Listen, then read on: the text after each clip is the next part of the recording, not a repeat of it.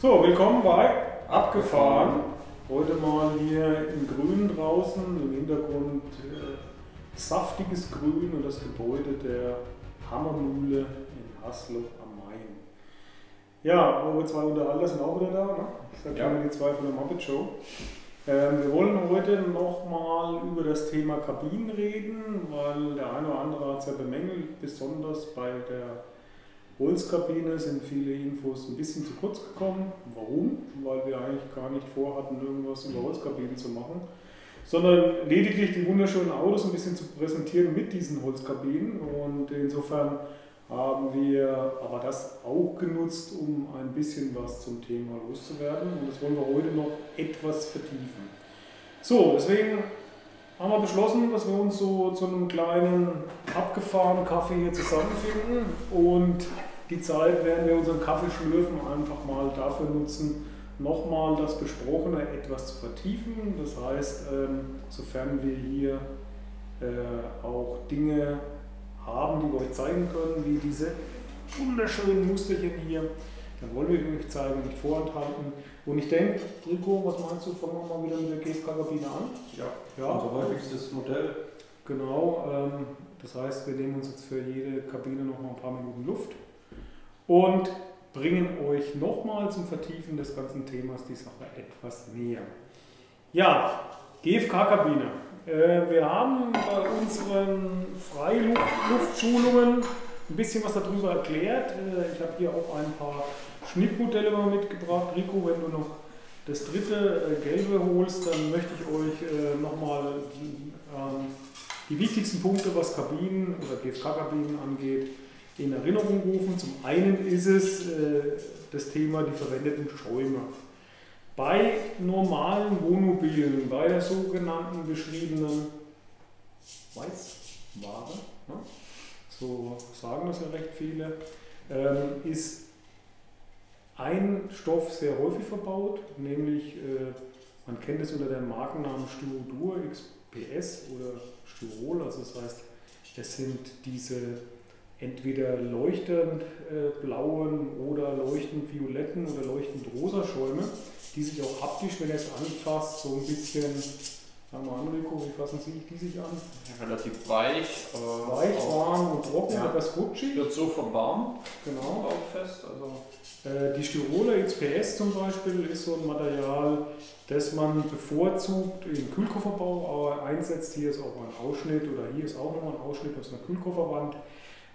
Dieser Schaum ist für Wände und Decken in den Kabinen nicht so empfehlenswert. Warum, Rico? Wir hatten es, glaube ich, umfangreich. Da kannst du halt nichts befestigen.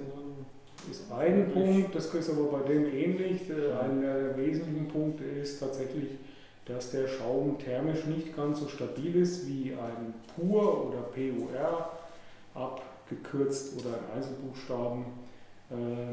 Polyurethanschaum, der fasst sich nie an, ich sage das immer so ein bisschen staubig. Ja, der fühlt sich so an, als ob er anfängt zu kriseln. Genau, der ist so leicht porös und der ist in erster Linie, hat er die Eigenschaft, dass er thermisch eine ganze Ecke stabiler ist. Also das heißt, roundabout so ungefähr mindestens um die 20 Grad. Das heißt, in einer Wand von einem Expeditionsmobil, beim Kühlkoffer ist es eine andere Anwendungsweise. Bei der Weißware, die heißt deswegen Weißware, weil man die hell lässt von außen, weil natürlich der Schaum, das ist bekannt, auch da Probleme macht, wenn man das schwarz machen würde, so ein Wohnmobil, und die thermische Belastung des Materials, aber auch die Innenraumtemperatur natürlich da wesentlich höher werden. Ne? Also das Erste, worauf ihr achten müsst, ist die Schäume. Das betrifft jetzt nicht den Boden. Warum wird es weniger den Boden betreffen? Ja, es hat in erster Linie den Grund, dass der Boden ja nicht direkt der Sonnenstrahlung ausgesetzt ist und dementsprechend sich thermisch nie so hoch erwärmen wird. Da kann durchaus auch der preiswertere Schaum verbaut werden. Ne?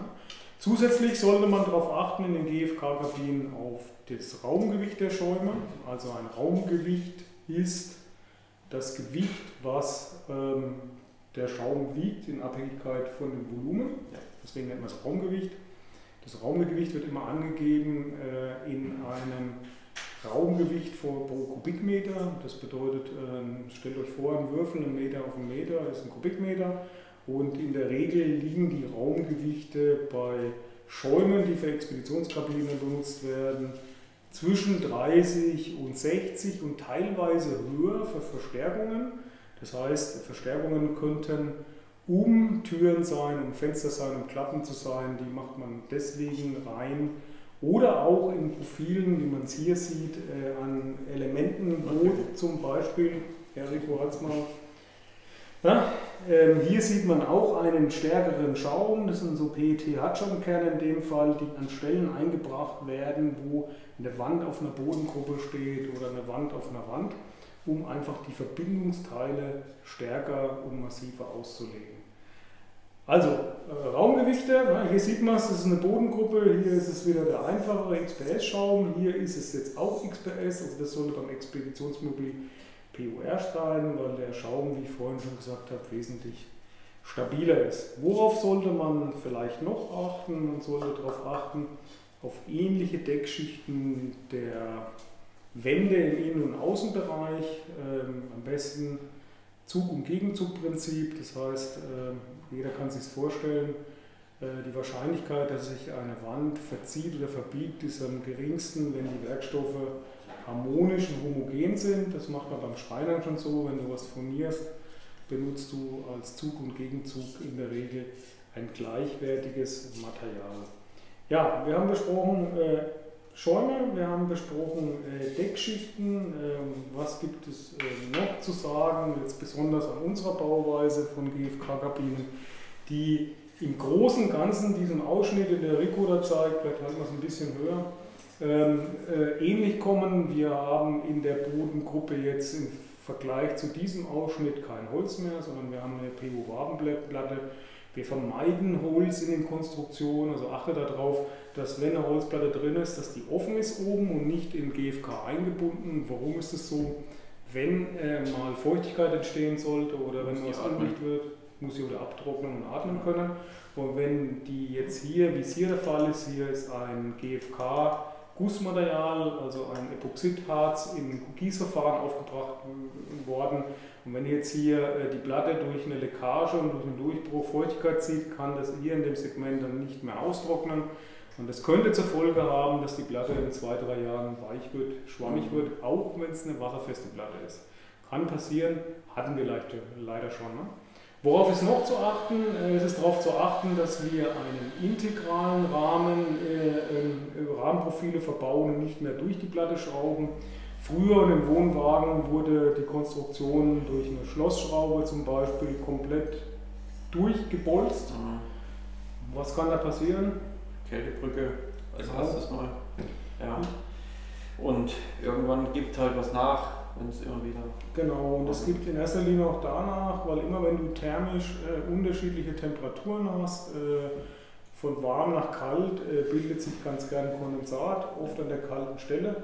Und das würde dazu führen, dass wir in das Material gegebenenfalls eine Feuchtigkeitseinbringung haben und damit auf Dauer das Material schädigen oder mürbe machen. Ne? Also heutzutage macht man das nicht mehr so, sondern der Bau sollte in den GFK-Kabinen so ausgelegt sein, dass man einen integralen Rahmen hat, der wegisoliert ist, also eine kältebrückenfreie Konstruktion, die zudem nochmal im Verbund mit dem Hilfsrahmen die Konstruktion stärkt. Ja, worauf sollte man noch vielleicht achten? Man sollte darauf achten, dass vernünftige Rahmenprofile außen verbaut sind. Eine Kabine ist stabiler, wenn sie im Innenraum, diese Ausschnitt hat es nicht, nochmal eine Eckwinkelverstärkung auch innen trägt, ist ganz logisch. Dann ist nicht nur außen der Verbund durch einen Winkel geschaffen, auch nochmal innen eine Verstärkung durch den Winkel geschaffen. Wir verwenden bevorzugt GFK-Profile im Innenraum. Warum, Rico? Ähnliches Thema. Ja. Gleiches Material erstmal. Gleiches Material. Gleicher Wärmeleiter. Genau. Keine Kältebrücken. Das heißt, wenn wir Metalle im Innenraum verbauen, der Innenraum hat meistens das Leiden. Ich frage das immer bei meinen Kunden ab, die so viel unterwegs sind, aber auch die momentan irgendwo an wunderschönen Stränden in Spanien stehen dürfen, während wir hier in der Kälte frusten. Die haben am frühen Morgen immer Innenraumfeuchtigkeiten 80–85%, obwohl die Fenster sogar auf leichter Lüftung stehen. Das heißt, wir haben eine hohe Sättigung an Luftfeuchtigkeit. die allein dadurch entsteht, dass der menschliche Körper bis zu 3-4 Liter Wasser tatsächlich atmen kann in die Umgebung, wenn du schläfst. Und wenn du jetzt, sagen wir mal, blöder Begriff, ne? Muss ich ein bisschen an dir arbeiten. Okay, wenn wir dann nächtigen und vielleicht auch noch vierbeinige Begleiter dabei haben, die auch nächtigen, ist es ruckzuck so, dass einfach die ganze Kabine vollständig übersättigt und dementsprechend schlägt sich dann die Feuchtigkeit an erster Stelle wo nieder?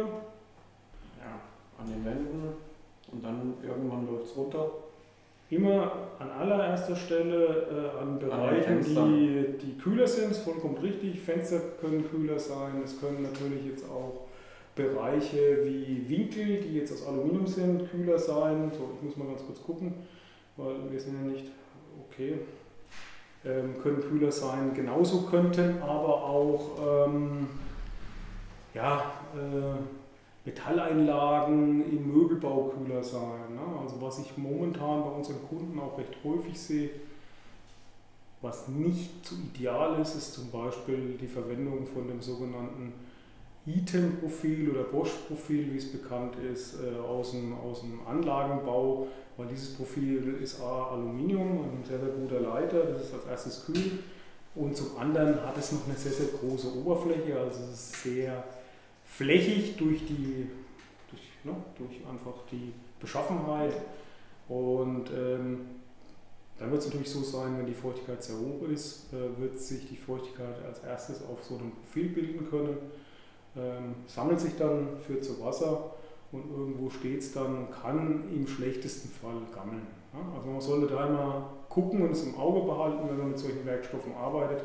Was machen die, besonders wenn man bei kühleren Temperaturen unterwegs ist und mit vielen Organismen, also das heißt mit vielen Lebewesen in der Kabine nächtigt, Menschlein, Tierlein, um einfach zu gucken, wie sich da die Luftfeuchtigkeit entwickelt. Ne? Sinnhaft ist es tatsächlich mal ein Hygrometer, heißt das Ding, ne? Also ein Luftfeuchtigkeitsmesser mitzunehmen, um auch zu gucken, ab wann die Probleme bei einem entstehen können und dann vielleicht durch Lüften, durch Querlüften oder auch durch gezielte Beheizung damit Abhilfe zu schaffen. So, das war der Schnelldurchlauf für die GFK-Kabine. Dann haben wir noch die Aluminiumkabine. Da haben wir jetzt natürlich keine Wandausschnitte da, weil Aluminium ja ein Stück Blech ist. Ne? Das verbauen wir meistens, wenn wir es haben, und außerdem ist das Material momentan rar am Markt, sodass wir es lieber mal in der Werkstatt lassen, weil da wird es sicherlich gebraucht. Die Aluminiumkabine besticht ja bei uns dadurch, dass wir eine Außenhülle aus Aluminium haben, dass jeder isolieren kann, wie es ihm beliebt. Wir haben also Leute, die isolieren damit mit ganz normalen PUR-Kernen. Ja. Genauso haben wir Leute, die machen das extrem bio mit Holzfaserwolle, mit Schafswolle, mit Alpaka. Ja, alles was man will. Mit Hanf. Ne? Ja. Also, dass sie auch was immer Leckeres dabei haben. Sie haben auch Zellulose ist ein Isolationswerkstoff, der häufig benutzt wird. Das Spannende an der Alukabine, jetzt bin ich schon im Thema weiter, ist, dass man den Wandaufbau so gestalten kann, wie man möchte. Es gibt Leute, die machen da wieder eine Alu-Dibond-Platte drauf. Es gibt Leute, die verkleiden mit Kunststoffplatten, aber in den meisten Fällen, vielleicht nehmen wir das mal hin, ist auch eine Holz-Mehrschichtplatte oder Multiplexplatte ein Thema. Ne? Hier eine Leichtbauplatte aus dem heute nicht erhältlichen oder nicht mehr erhältlichen Banova-Sortiment, wenn es um Gewicht nochmal geht, sehr empfehlenswert. Banova gibt es nicht mehr, aber die Lieferanten, die Banova im Lager hatten, haben jetzt Alternativen, die ähnliche Eigenschaften haben, also leicht und noch recht gut verschraubungsfähig. Wir haben hier noch von unserem Hauslieferanten, die Firma Karl Götz, ein Stück Banova, um zu zeigen, um was es geht. Ne? Ja, was erreichen wir damit bei der Alukabine? Einmal sieht die ganz cool aus, zum anderen, da man isolieren kann, wie man will, kann man Kunststoffe und ölbasierte Werkstoffe vermeiden. Und es entspricht einer hohen Individualität, die natürlich bedingt durch die steigenden Metallpreise und durch den Aufwand sind die nicht billiger geworden, aber es ist mit Sicherheit ein Konzept, was man ins Auge fassen kann. Was ja auch gerade das Thema Nachhaltigkeit angeht. Ne? Genau, also wer jetzt darauf steht, dass auch seine Kabine mal nach dem Leben der Kabine vernünftig recyclingfähig ist, der ist mit Sicherheit mit Aluminium oder mit diesem Aluminium-Konzept, was wir auch propagieren als selbsttragende Kabine, besser aufgehoben als mit der GFK-Kabine. So, zu guter Letzt, was wir ein bisschen zu kurz haben kommen lassen, beim ersten Mal, deswegen geben wir da vielleicht ein bisschen mehr Gas momentan, dreht sich es noch um das Thema Holz. Da habe ich natürlich in einem Video mit dem schönen Unimog ein bisschen einen Blödsinn erzählt. Ich habe irgendwas von 1,6 mm Deckschichten erzählt. Ich zeige euch jetzt mal einen Ausschnitt des Grundbausteines unserer Kabine. Das ist also ein Massivholz-Sandwich. Wenn man da mal drüber guckt, guckt man hier rein. Holzseite und die andere Seite ist eben diese Folienseite. Ist jetzt ein Ausschnitt von einem kleinen Fensterchen. Ja. Und das haben wir mal hier in unsere Ausstellung genommen, damit man einfach noch ein bisschen was zeigen kann, wie das Ganze aufgebaut ist. So, das Interessante an der Geschichte ist zum einen, dass es sehr, sehr einfach ist. Also oft liegt ja in der Einfachheit die Lösung des Ganzen. Es ist ein Sandwich, wie ihr seht. Das besteht aus einer 1,6 cm dicken Außenschicht und einer 1,6 cm dicken Innenschicht. Wenn ihr seht, 1,6, 1,6. Dazwischen ist ein Lattengerüst, wie man sehen kann, also ein Gerüst aus einem Kantholz, und es ist ein Faserisolator damit drin, ein Holzfaserisolator, das heißt der Werkstatt vollschlüssig ist Holz. Man hat es natürlich nicht ganz massiv aus Massivholz gemacht. Warum? Ist jetzt schon schwer, ne? Ist natürlich noch schwerer. Man hat aber durch die Bauweise, wenn ihr hier mal drauf guckt auf das Sandwich, und jetzt nehmen wir nochmal die schöne Banova-Platte, die ich hier drüben habe. Also viele, die das Thema Holz aufarbeiten, arbeiten hier, wie wir es hier oben sehen, mit einer mehrschichtigen Platte. Eine mehrschichtige Platte ist gebaut, eine Lage Holz, Klebstoff, wieder eine Lage Holz, Klebstoff, wieder eine Lage Holz. Und durch diesen Klebstoff nehmen wir natürlich dem Holz die Möglichkeit, atmungsaktiv zu sein. Ihr könnt es vorstellen, das ist ja wie eine Art Folie, die wir da durchziehen. Und damit haben wir keine Chance, dass ein Feuchtigkeitsaustausch, ein größerer, in der Platte stattfindet. Was ist bei uns im Sandwich geschehen? Wir haben eine Massivholzplatte genommen, keilverzinkt. Das bedeutet, man sieht es, ich muss mir das jetzt selber mal angucken hier vorne, wenn man mal genau sieht man hier die Keilverzinkung. Das heißt, die Holzelemente sind als Massivholzelemente keilverzinkt aufeinander geklebt worden, und wir erhalten dadurch im Element die Atmungsaktivität, die Beschaffenheit des Holzes. Wir haben auch mit dem Holzfaserisolator, der einfach nur durch einen Verpressungsvorgang, eine Heißverpressung entstanden ist, auch in der Mitte ein Material, was noch dampfoffen ist und in der Lage ist, Feuchtigkeit im Dampfbereich auszutauschen. Das haben wir jetzt innen, außen, und mit dem Holz natürlich, was hier als Rahmen gestellt ist, bleiben wir auf der gleichen Bauweise.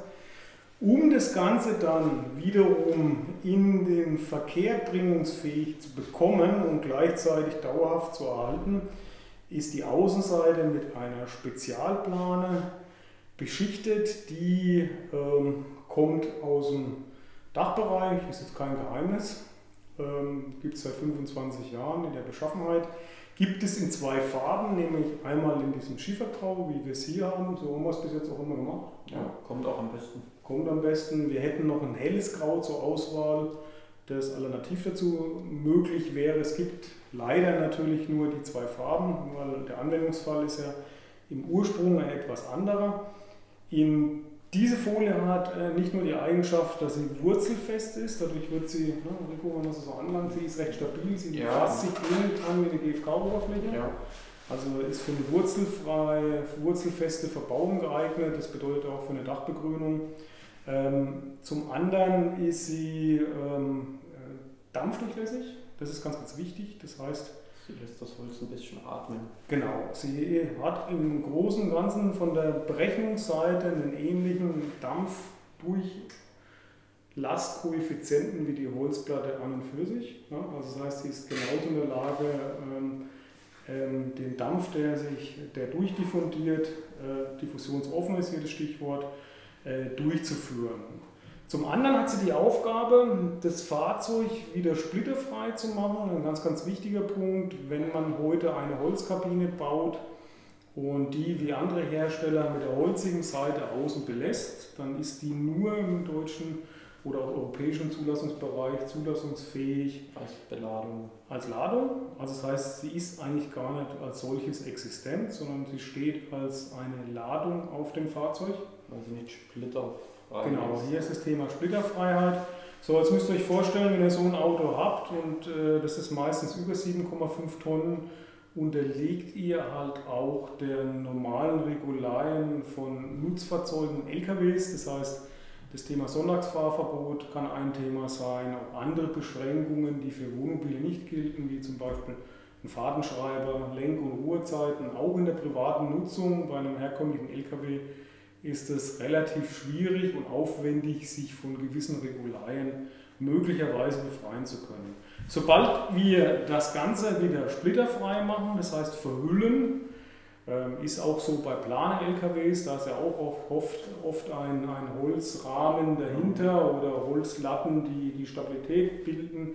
Da geht es ums Gleiche, sobald das Fahrzeug verhüllt ist, man könnte es verhüllen durch eine Blechverkleidung zum Beispiel, dann bräuchte man aber wieder eine Umlüftung und eine Hinterlüftung. Man könnte es verhüllen mit einem luftdurchlässigen und wasserdichten Stoff, zum Beispiel einem Cabriolet-Stoff, wie es Hersteller machen. Das finde ich persönlich auch recht schick. Ja. Oder wir haben jetzt ja die Möglichkeit gehabt, etwas anderes zu wählen, was auch nicht zu stark aufträgt, weil wie ihr seht, ist unser Wandelement mit roundabout bald 80 mm schon recht massiv. Und deswegen haben wir diese Plane gewählt, die natürlich in erster Linie dem auch seine charakteristische Erscheinung oder das charakteristische Erscheinungsbild gibt dem ganzen Koffer. Ja, was haben wir noch gemacht? Guckt euch mal die Innenseite an. Eine der Maßgaben war nicht unbedingt Vorhandenes nur zu duplizieren und zu kopieren. Zumal wir auch Kunden haben, die finden das zwar ganz toll, wenn es so eine bisschen astigere oder Saunaoptik, sagen manche dazu, oder jetzt auch Zirbenoptik hat. Es ist aber so, dass sich andere ja da schon darum bemühen, das so herzustellen. Deswegen haben wir als Material hier eine ruhige, astfreie Weißtanne ausgewählt. Warum haben wir das so gemacht? Weil ich wäre auch hier in der Lage, mit einem weißen Hartwachsöl eine Oberfläche zu schaffen, die etwas moderner wirkt, die, sagen wir mal, auch den Leuten eher gerecht wird, die sich grundsätzlich von der Optik in erster Linie lieber für eine GFK-Kabine entschieden hätten, weil die etwas moderner und glatter wirkt. Auch das ist leichter zu erreichen. Man kann das also mit einem Hartwachsöl so behandeln, dass die Eigenschaft der Diffusionsoffenheit noch gewährleistet ist in der Atmungsaktivität, aber dennoch etwas moderner ist. Ne? Und so haben wir momentan Varianten, die eben hell gemacht werden. Wir haben aber auch sehr viele Varianten, wo das Holz so belassen wird. Oder wie in dem Fall hier, da ist es ja nicht mehr ganz so hell. Ne? Man sieht es hier, die Seiten sind etwas heller, wenn man nochmal anguckt. Da ist ein sogenanntes UV-Schutzöl, also eine durchsichtige Behandlung schon erfolgt, die eins erreichen soll, dass das Holz nicht weiter abdunkelt, als es jetzt schon abgedunkelt ist. Ne? Muss man das dann nochmal machen irgendwann? Ja, es ist ja so, das ist ja nicht unter Dauerbeschuss, man macht da eine großzügige Behandlung, das ist so ein leicht mattes UV-Schutzöl, was jetzt auch noch den diffusionsoffenen Charakter des Materials erhält und damit bleibt es so. Ne? Wir haben aber tatsächlich auch schon Fälle jetzt realisiert, wo es komplett unbehandelt bleibt. Es wird halt durch Lichteinstrahlung und durch den Prozess des Alterns leicht gelblich. Ne? So wie es überall ist, wenn jemand eine normale unbehandelte Holzdecke mal in seiner Bude gehabt hat, dann weiß er auch, dass die in einer gewissen Zeit gelblicher wird. Also jetzt noch gelblicher, als es jetzt mit diesem Öl schon ist. Das ist halt Natur. Es ist Natur, also bewusst wurde, man könnte jetzt über die Folie außen diskutieren. Ihr habt ja gemerkt, dass ich da schon recht umfangreich referiert habe. Die Folie ist etwas, die gefällt mir so zu 150% darauf auch nicht, weil die Folie natürlich im Vergleich zum Werkstoff wieder ein Kunststoff ist und eines der noch erweiterten Aufgabenfelder oder auch Prioritäten bei der Erstellung dieses Koffers war ja, Kunststoffe oder ölbasierte Werkstoffe zu vermeiden. Nur, man könnte natürlich dann eine hinterlüftete Wand machen, man könnte das alles mit Auto vergleichen, so wie es andere machen. Wir wollten uns gezielt ein bisschen absetzen, das Auto, die Wand nicht noch stärker ausführen. Und es ist jetzt dem Umstand des Gesamtproduktes am Ende, wenn man alle Möglichkeiten betrachtet, das Allerbeste, was wir unserer Meinung nach machen konnten, diese Spezialplane, weil es einfach die Eigenschaften erhält, die Verkehrssicherheit oder auch das in Verkehr bringen als Wohnmobil sicherstellt, leicht reparaturfähig ist, über 25 Jahre bewährt und dementsprechend ideal für unseren Anspruch. Alles andere in diesem Koffer hat man ganz, ganz energisch mit dem Ansatz umgesetzt, Plastik, Kunststoffe, ölbasierte Werkstoffe zu vermeiden. Das heißt, die Bodengruppe des Holzkoffers besteht aus was? Holzkoffer, ne? Genau, aus Holz. Ne? Vollkommen richtig, wir haben deswegen heißt der Holzkoffer, wir haben als Bodengruppe in der Basis sagen wir mal, wieder einen etwas diskussionsfähigeren Werkstoff, nämlich eine mehrschichtige, melaninbeschichtete Sidro-Platte, ne, so nennt sich die kennt jeder, das sind diese braunen Platten aus dem Anhängerbau. Warum? Weil die muss dicht sein, die muss auch witterungsbeständig sein, deswegen haben wir uns für die entschieden. Wir haben diese Platte als durchgehende Platte genommen, haben dann genauso wie es in der GFK-Kabine ist, ein Rahmenkonstrukt in der Platte liegen, was die Platte verstärkt. Isoliert haben wir diese Platte aber nicht mit PUR-Schäumen, XPS oder Holzfaser, sondern wir haben uns einen Werkstoff gesucht, der anders als Holzfaser zum einen in der Lage ist, wenn er feucht wird, auch wieder resistent dagegen zu sein, also das Wasser ihn nicht zum Gammeln, zum Faulen oder zum Wegsterben bringt, zum anderen eine hohe Druckbeständigkeit hat, zur Stabilität beiträgt, das ist dieser Werkstoff hier, und dennoch nicht ölbasiert ist. Das Ganze ist ein Schaumglas, Foamglas, meistens ist es unter dem Begriff, wie bei Schäumen XPS zum Beispiel auch, kennt man das unter Foamglas. Das ist also ein geschäumter Glasisolator, der dementsprechend auch wieder völlig frei von Ölen oder von irgendwelchen ölbasierten Kunststoffen ist. Der dient zur Isolierung und obendrauf am Abschluss dann, das bedeutet die Platte, die oben ist, da ist man dazu übergegangen, wegen der Stabilität auch des Werkstoffes wieder eine Mehrschichtplatte zu nehmen, also jetzt kein Panova wie das, aber eine Birkenholz-Sperrholzplatte A100. A100 ist wieder das wasserfeste Material, was also auch Wasser ab kann und wieder trocknet. Die bleibt offen, ja, also keine Deckschicht drauf, sondern wird nur im Bereich des Bodens belegt, den wir ja auch mit Ökomaterialien, wie zum Beispiel einem Vinylboden oder manche machen sogar einen Echtholzboden rein, belegen könnte. Also die Holzkabine gezielt dem Ansatz Atmungsaktivität, diffusionsoffen, alle Werkstoffe, das heißt auch die Klebstoffe und der Verbund der Kabine selbst geschieht ausschließlich mit Klebstoffen, die eher in Anführungszeichen Bio sind, beziehungsweise die Wände werden mit Edelstahl-Spezialschrauben verschraubt und verklebt. Und zur Isolation neben Holzfaser haben wir noch das Foamglas zum Einsatz gebracht. Das Ganze packen wir am Schluss, wenn die Kabine fertig ist, in unseren bewährten, sehr stabilen Aluminium-Spezialwinkelrahmen. Dieser Rahmen wird auf der Folie verklebt und in den Bereichen, wo wir keine Sorgen haben wegen Feuchtigkeit, also am Dach machen wir das weniger. Die zentrale Verschraubung am Dach wird lediglich, werden die Haltekonstruktionen für die Solarplatten verklebt und verschraubt. Ansonsten versucht man, um die Haltemöglichkeit zu optimieren, nur an den Stellen zu verschrauben, wo Wasser nicht dauerhaft stehen kann. Ja, damit entsteht ein sehr, sehr außergewöhnliches Produkt, nämlich ein Produkt, was hinsichtlich des Lebensraumes mit Sicherheit, was das Expeditionsmobile angeht, eines der natürlichsten oder die mit natürlichsten Konstruktionen überhaupt sein könnte, weil wir benutzen ja bis auf ganz, ganz wenige Ausnahmen nur reines, von der Natur produziertes Material. Und Holz ist ja ein ganz, ganz toller Werkstoff, der seit Jahren auch jetzt in der modernen Architektur überall wiederkehrend seinen Einsatz findet.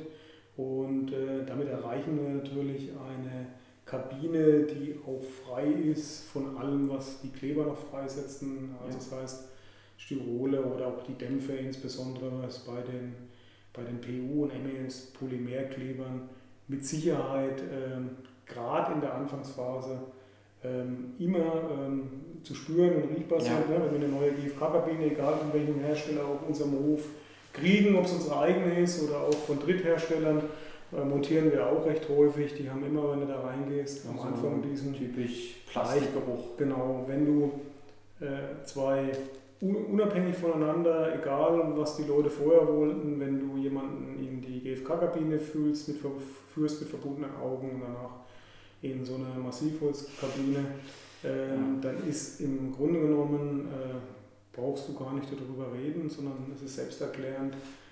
Das Raumgefühl, der Geruch und auch der etwas übergeordnete Eindruck, also viele berichten dann davon, dass sie sich jetzt irgendwo geborgen vermeintlich besser fühlen, geborgen fühlen. Hier ist es irgendwo angenehmer.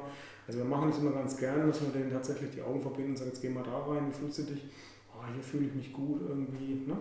Also vielleicht ist es der Situation in erster Linie des Geruchs geschuldet, aber wir stellen es mir wieder fest, schmunzeln teilweise auch ein bisschen selber. Das ist mit Sicherheit im Hinblick auf gerade für Leute, die sagen, sie wollen es dauerhaft bewohnen als ihr Haus, ne? Mit Sicherheit nicht wegdiskutierbare, erhebliche Vorteile mit sich bringt und auch mit sich bringen kann, weil der Werkstoff natürlich, wir hatten ja vorhin das Thema Feuchtigkeit, in unseren Schulungen oder auch in unseren Verkaufsgesprächen machen wir immer ganz gern eins. Wir benetzen die mal ganz gern ein bisschen oder tun mal ein paar Tropfen Wasser auf so eine Holzplatte und auf eine GFK-Platte. Nach 3 Stunden beim Holz steht natürlich das Wasser noch genauso, wie ich es aufgebracht habe. Auf dem GFK, auf der geschlossenen Deckschicht, wenn ich sie hier aufbringe, zieht es die Fasern in die Breite und es kann viel, viel leichter wieder abgegeben werden. Also das Material reguliert natürlich Feuchtigkeit um ein Wesentliches besser als ein glattes, nicht saugfähiges, künstliches Material. Ja, das sind in der ersten Linie die 3 Modelle, die wir jetzt nochmal beschrieben haben. Wie ich vorhin schon eingehend gesagt habe, haben wir uns ein bisschen mehr Zeit jetzt für das Thema Holz genommen, weil das eine ganze Ecke zu kurz gekommen ist. Wir haben die Holzkabine tatsächlich mit stärkeren Decken noch als die Wände. Also das heißt, die Decke ist selber 1 cm stärker als die Wand, also die ist so um die 90 mm, während die Wand momentan so um die 80 mm ist. Gewicht ist ein Thema. Eine Holzkabine ist natürlich überhaupt nichts für 7,5 Tonnen. Genau, ja, also wir haben auch da schon unsere Erfahrungen damit reichhaltig gemacht. Der wiegt dann 9, ja, ist ganz klar warum. Also ich werde häufig gefragt, was ist denn jetzt ungefähr bei gleich großen Kabinen der Unterschied? Also ich will es mal so in den Raum stellen, wenn die GFK-Kabine 700 Kilo wiegen wird, dann wird die Holzkabine 1,2, 1,3 Tonnen wiegen, was einfach mal dem Material geschuldet ist, ne? Weil die Schäume mit den Raumgewichten, mit den niedrigen und den hohen Lufteinschlüssen natürlich eine ganze Ecke leichter sind. Das spielt überhaupt keine Rolle, wenn ich einen 12-Tonner habe, wenn ich einen 14-Tonner habe, wenn ich einen 16, einen 15 oder einen 18-Tonner habe. Also all diese Fahrzeuge, die wir dann auch propagieren, die in Kabinenlängen ab 4,50 Meter aufwärts, die sinnhaften sind, ist das Thema realisierbar. Alle anderen oder weiteren Konzepte, die wir im Portfolio haben, also GFK und Alu, wären denkbar unter Einschränkungen. Ja, wir haben in einer anderen Videoserie die Einschränkungen noch umfangreich schon erörtert und diskutiert und auch abgegrenzt, dass wir das auf keinen Fall empfehlen. Aber das ist natürlich unter gewissen Auflagen, was das Basisfahrzeug, was die Längen der Kabinen angeht, was den Innenausbau, was die Batterien angeht, Möglichkeiten gibt, das gerade eben so hinzubringen. Könnt ihr euch gerne angucken, auch unter dem Bereich abgefahren, ich glaube 7,5 Tonnen, ne? Haben wir so. Ja, Basisfahrzeuge bis 7,5 Tonnen.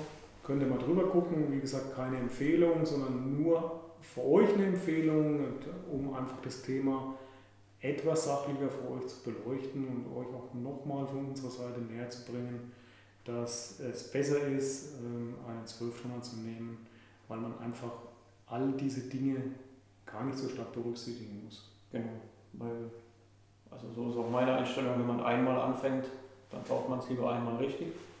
Und warum sollt ihr dann anfangen, euch irgendwo einzuschränken? Genau. Wenn ihr die Kabinen mal live sehen wollt, sofern die selteneren Modelle wie Aluminium und Holz haben wir nicht jeden Tag da, aber zumeist doch. Ja, jetzt in Kürze haben wir wieder 1, 2 Holzkabinen, Aluminium haben wir immer mal was da. Dann sprecht einen Termin ab mit unserem Team von Vogel24, ruft an, schreibt uns an, macht einen Termin aus. Kleine Bitte noch von mir, ne? Wir schalten ja keine Werbung, wir versuchen unseren Kanal kommerziell noch ein bisschen freier zu halten, um euch nicht mit komischen Werbeunterbrechungen zu nerven. Es wäre schön, wir fordern auch keine Likes ein, wir fordern auch keine Abos ein, aber jetzt fordern wir das vielleicht schon mal ein.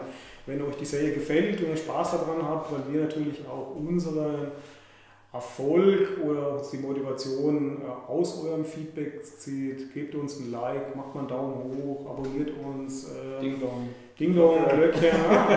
Das ist so ein bisschen, wenn wir jetzt schon nicht unten die Dollars, die Großen sehen, wie es andere machen, dann freuen wir uns über jeden Abonnenten, weil dann wird unser Einsatz, den wir ja unabhängig von Vogel24, von unserem Tun auch versuchen, euch ein bisschen beratend näher zu bringen, euch zu zeigen, auf was ihr achten müsst, weil es ist so, es gibt viele gute Unternehmen außer uns am Markt, die eine tolle Arbeit leisten, die tolle Produkte haben. Wir möchten euch ein bisschen darauf sensibilisieren, auf was ihr achten müsst, um einfach euch auch ein bisschen einen Leitfaden, eine Schulung zu verpassen, dass das, was ihr euch bauen möchtet oder bauen lassen möchtet, auch nach euren Vorstellungen entsprechend gefertigt wird und zu eurer vollsten Zufriedenheit entstehen, fahren kann und euch viele traumhafte Erlebnisse für eure Zukunft und für euren Lebenstraum bringen können. In diesem Sinne, Amen. Amen. Lasst euch gut gehen und viel Spaß bei der nächsten Folge von Abgefahren. Sind wir fertig? Ja.